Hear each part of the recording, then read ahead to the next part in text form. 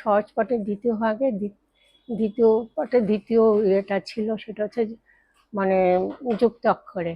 সেটা ছিল আজ মঙ্গলবার পাড়ার জঙ্গল সাফ করার দিন। এই কথাটা আমার তখন ওই গদ্যটা আমার সব মনে ছিল। আমাকে দিদি বললেন স্কুলে, তুমি ওইটা বলো, এটা পড়ো। আমি চুপ করে দাঁড়িয়ে আছি, আমি কিচ্ছু পড়িনি। তখন দিদি মনে করলো আমি ওই যে পড়াটা পড়তে পারছি না, কিন্তু আমাকে বলেছে পড়তে, আমি পড়বো কেন, আমার তো মুখস্থ। তাই আমি চুপ করে দাঁড়িয়েছিলাম। সেটা আমার এখনো মনে আছে। আজকে ভাবলে আমাকে অদ্ভুত লাগে সেই দিনটার কথা ভাবলে। হ্যাঁ, 25শে বৈশাখটা আমাদের একটা ব্যাপার ছিল। আমরা যেতাম ইয়েতে, রবীন্দ্র সদন, ওইসব জায়গায় যেতাম। ওখানে গিয়ে খুব মজা লাগতো, খুব ভালো লাগতো। সকাল থেকে সেই ওখানে গিয়ে সব গান টান হতো, তাই শুনতাম। মানে 25শে বৈশাখে একটা বিরাট একটা উৎসবের ব্যাপার ছিল। সেই যাওয়াটাতে একটা খুব আনন্দ হতো। জানতাম যে 25শে বৈশাখের দিনটা এমন একটা দিন যেখানে ঘরে বসে থাকবো না, বাইরে যাব। সে যেখানে রবীন্দ্রনাথের ব্যাপার হচ্ছে সেখানটাই আমরা যেতাম। খুব ভালো লাগতো। এই হচ্ছে একটা ব্যাপার। আর তো ছোটবেলা থেকেই তো রবীন্দ্রনাথের সব কিছুই পড়েছি।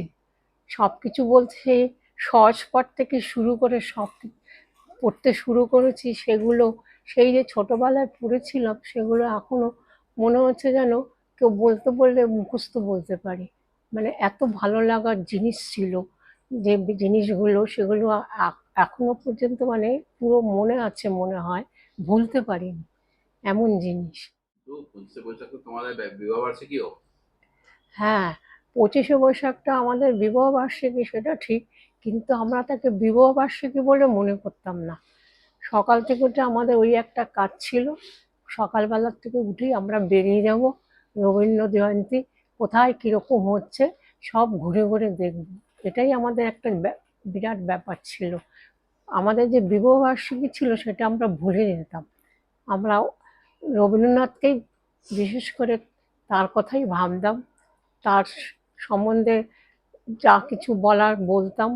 সেটাই আমাদের জীবনে একটা বিরাট ব্যাপার যে ওই একই দিনে আমাদের বিবাহবার্ষিকী পড়েছে, কিন্তু আমরা সেই দিনটা নিজেদের বিবাহবার্ষিকী ভুলে গিয়ে রবীন্দ্রনাথকেই মনে করতাম। তারপরে তো তোর ধর রবীন্দ্রনাথের কবিতা, যে বড় বড় কবিতাগুলো আমাদের বই পড়ার থেকে আগেই মুখস্থ হয়ে যেত অনেকটা। এবং দাদা খুব জোরে জোরে পড়তো, আর দাদা সেই যে পড়াটা শুনে শুনে আমাদেরও মুখস্থ হয়ে যেত, দাদা এত জোরে পড়তো। সে ছোটবেলা সে কথাগুলো ভাবলে পরে এখন মনে হয় সব কোথায় হারিয়ে গেছে। এখনকার ছোটবেলা বাচ্চাদের জন্য আমার সেজন্য খুব খারাপ লাগে, ওরা এসব কোনো কিছুই পায় না। একা একা থাকে, নিজের মনেই থাকে, কীভাবে কী করে কিছুই আমরা বুঝি না। আমরা পেয়েছি বলে ওদের এই একাকিত্বটা আমরা ভীষণভাবে, আমি তো ভীষণভাবে বুঝি একা থাকার কি দুঃখ, কি যন্ত্রণা। সহজ পাঠ শুনবি প্রথম থেকে, অমা থেকে শুনবি, শুনবি সব, যতটা মনে আছে আমি বলতে পারি।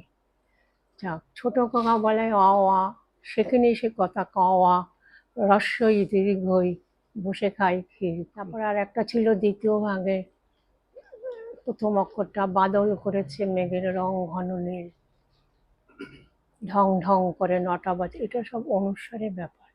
ঢং ঢং করে নটা বাজলো, বংশী ছাতা মাথায় কোথায় যাবে, ও যাবে সংসার বাবুর বাড়ি, সেখানে আজ কি হবে, সেখানে আজ কংসবদের পালা হবে।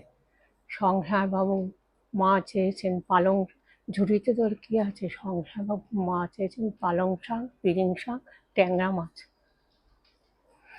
সব অনুসারে। আর আমাদের চতুর্থ ভাগ ছিল, এক ছিল মোটা কেঁদো বাঘ, গায়ে তার কালো কালো দাগ। এখন অত সব মনে নেই পুরোটা। তৃতীয় ভাগ ছিল, যাই হোক, মানে সহজ পাঠ পড়া আমার, জানি না আজকালকার ছেলে মেয়েরা যে সহজ পাঠের পড়াটা কতটা পড়ে, কতটা জানে, কিন্তু আমরা ছোটবেলায় তো ওগুলো সব পড়েছি, তাই তার মধ্যে যে ভালো লাগা, সেই ভালো লাগাটা আজও পর্যন্ত মনের মধ্যে রয়ে গেছে। এই হলো সহজ পাঠের ব্যাপার।